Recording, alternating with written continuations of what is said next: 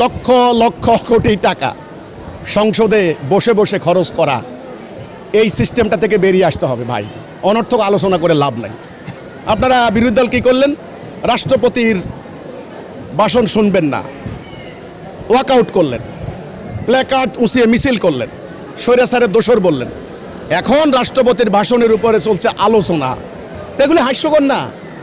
প্রতি মিনিটে মিনিটে লাখ লাখ টাকা খরচ হয়। শুনলাম এটা শেষ করতে নাকি 84 লক্ষ থেকে 1 কোটি টাকা খরচ হবে। ওই তো আলোচনা যদি বিরোধী দল অংশ নেয় তো বিরোধী দলের এটা স্ববিরোধিতা। আমি বিরোধী দলকে বলবো ভাই, ওরা একটা ধাপ্পাবাজের রাজনৈতিক সিস্টেম চালু করেছে।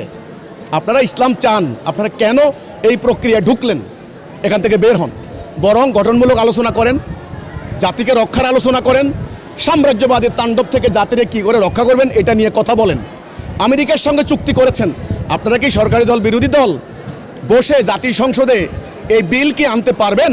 আপনারা তো আমাদের প্রতিনিধি, 300 এমপি গেলেন, আপনারা কি এটা বলতে পারবেন জাতি স্বার্থ বিরোধী, আমরা এই চুক্তি আমেরিকার সাথে এই চুক্তি মানি না? এই বিল কি আনতে পারবেন? ওই বিল আনেন, তখন আমরা আলোচনা করব, আমরা সমর্থন দিব। আপনারা সংসদে দাঁড়িয়ে টেবিল ছাপড়ান, আমরা রাস্তায় আপনাদেরকে সমর্থন দিব। আমরা আল্লাহর কাছে দোয়া করব, পারলে ওইটা করেন।